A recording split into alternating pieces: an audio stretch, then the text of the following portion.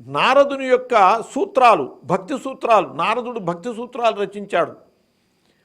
ఆ భక్తి సూత్రాల్లో ఆయన నవవిధ భక్తులు చెప్పాడు.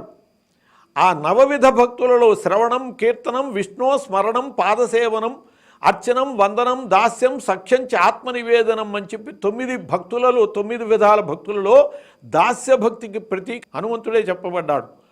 అంటే వైష్ణవ సంప్రదాయంలో అంత ముఖ్యమైనటువంటి దాసభక్తి హనుమంతుడిది, పరమ వైష్ణవ శిఖామణి. కానీ ఆయన ఈశ్వరాంశ సంభూతుడు, పరమ రుద్రావతారం. శంకర సువన కేసరి నందన తేజ ప్రతాప మహాజగవందన. చాలీసాలో తులసీదాస్ అంటాడు శంకర సువనుడు ఆయన.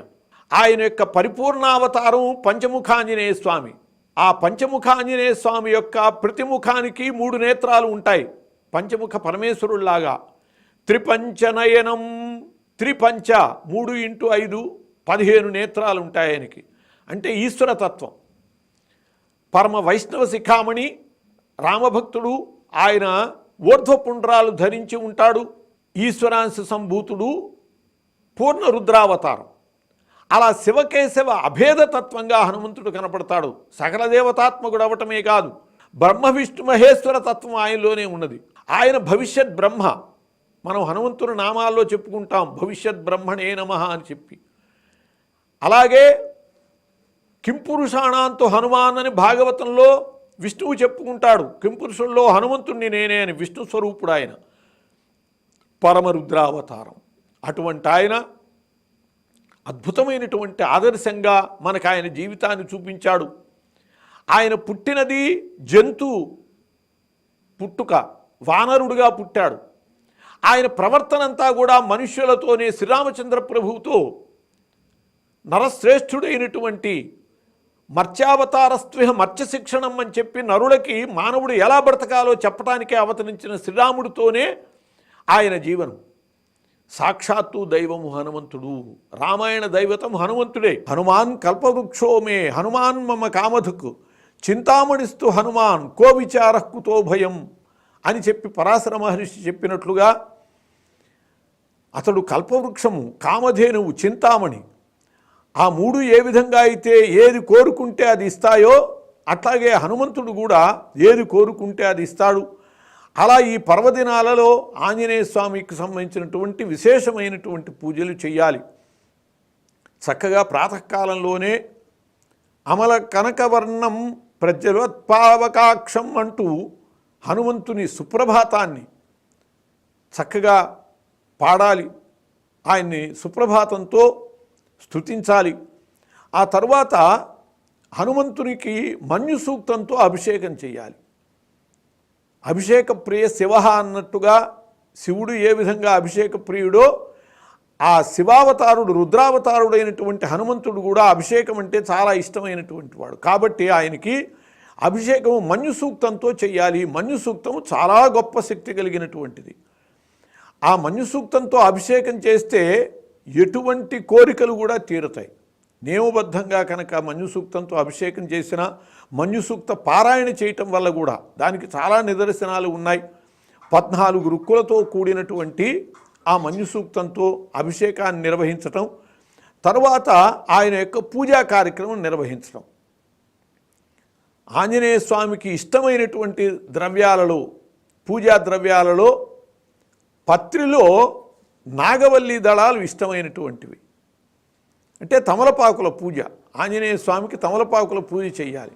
ఆ తమలపాకుల పూజ చేసేటప్పుడు మొదళ్ళు అంటే తొడిమ స్వామి పాదాల దగ్గర పెట్టకూడదు, కొసలు పెట్టాలి. ఏదైనా సమర్పణ కొసతో సమర్పించాలి.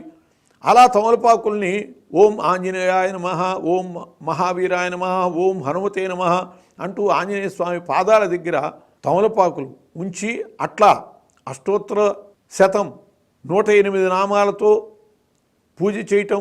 అంతకుముందు అంగపూజ, మారుతయే నమః పాదూ పూజయామి, సుగ్రీవ సఖాయ నమః గుల్భ పూజయామి, అంగదమిత్రాయ నమః జంఘే పూజయామి అంటూ అలా ఆయనకి అంగపూజ చేయటం, తర్వాత అష్టోత్తరం పూజ చేయటం.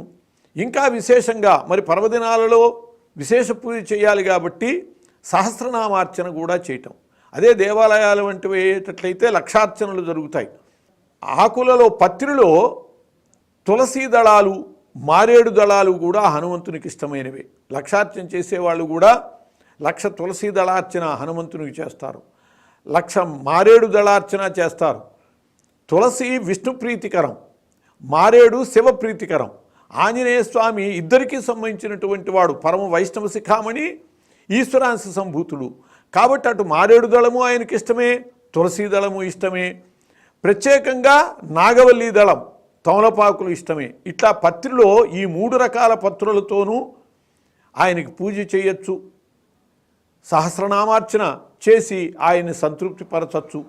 అలాగే పూజా ద్రవ్యాలలో ఆయనకి ఇష్టమైనటువంటి వాటిల్లో సింధూరార్చన.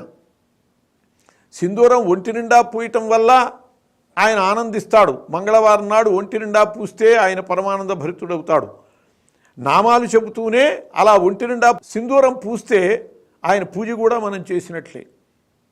అలా కాక సింధూరాన్ని సమర్పిస్తూ మనం ఏ విధంగా అయితే అమ్మవారికి కుంకుమ పూజ చేస్తామో, కుంకుమతో పూజ చేస్తామో, అలా సింధూరంతో అష్టోత్తర శతము, సహస్రనామార్చన, విశేషార్చనలో లక్షార్చన కూడా ఆ సింధూరంతో చేయొచ్చు. అక్కడ నామాలు ప్రధానం, ద్రవ్యము కాదు. అలాగే కదళీ ఫలార్చన కూడా ఆంజనేయ స్వామికి ఇష్టం. అరటి పళ్ళతో పూజ చేయటం. ఒక్కొక్క నామం చెబుతూ అరటిపండు ఆయన పాదాల దగ్గర పెట్టడం. అరటిపండు కూడా తొడిమ పెట్టకూడదు, చివర కొస ఆయన పాదాల దగ్గరికి వచ్చేటట్టుగా అరటిపళ్ళు సమర్పించాలి. అలా కదళీ ఫలార్చన చేస్తే చాలా సంతోషిస్తాడు. ఈ చేసే అర్చనే, ఆరాధనే కదళీ వనంలో కనుక చేస్తే, అంటే అరటి తోటలో ఉన్న ఆంజనేయ స్వామికి చేస్తే అది సహస్ర గుణిత ఫలితం ఇస్తుంది అని చెప్పబడ్డది. ఒక మాటు హనుమాన్ చాలీసా పారాయణ చేస్తే అరటి తోటలో ఉన్న ఆంజనేయ స్వామి దగ్గర 1000 సార్లు పారాయణ చేసినంత విశేషం అది. ఒక్కసారి ప్రదక్షిణం చేస్తే 1000 సార్లు ప్రదక్షిణం చేసినంతటి ఫలితం. అందువల్ల ఆంజనేయ స్వామి దేవాలయాలు ఉన్నటువంటి వాళ్ళు ముఖ్యంగా చుట్టూతా అరటి తోటను వేయటం, అరటి తోటలో ఆంజనేయ స్వామి ఆలయం ఉండేటట్లు చేసేటట్లయితే నిత్య పూజ కూడా చాలా సహస్రగుణితంగా చేసినటువంటి ఫలితం ఇస్తుంది. అలా కదలికి సంబంధించిన సమస్తము ఆంజనేయ స్వామికి ఇష్టమే. లేదు గృహస్థులైనటువంటి వాళ్ళు, హనుమద్భక్తులైనటువంటి వాళ్ళు వాళ్ళ ప్రాంగణంలోనే 4 అరటి చెట్లు వేసుకుని మధ్యలో ఒక పీఠాన్ని ఏర్పాటు చేసుకుని అక్కడ కూర్చుని స్వామి పూజ చేయటం, అక్కడ కూర్చుని పారాయణలు చేయటం, అక్కడ స్వామిని ఉంచి ప్రదక్షిణాలు చేయటం, ఇలాంటి కలాపాలన్నీ కూడా ఆ అరటి తోటలో చేసినటువంటి ఫలితాన్ని మనం పొందొచ్చు.